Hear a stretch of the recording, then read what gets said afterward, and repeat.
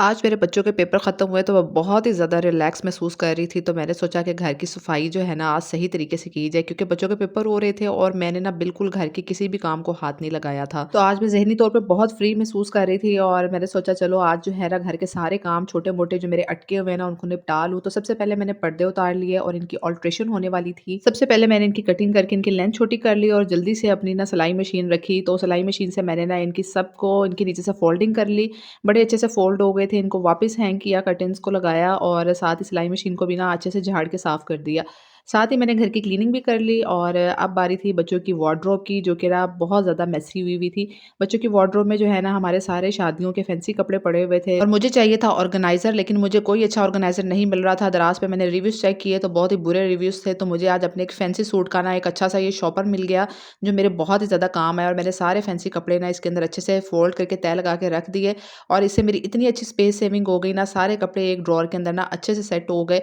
और दूसरा मैंने ये कार फोर के शॉपर में भी अच्छे से कपड़े सेट करके रख दिए।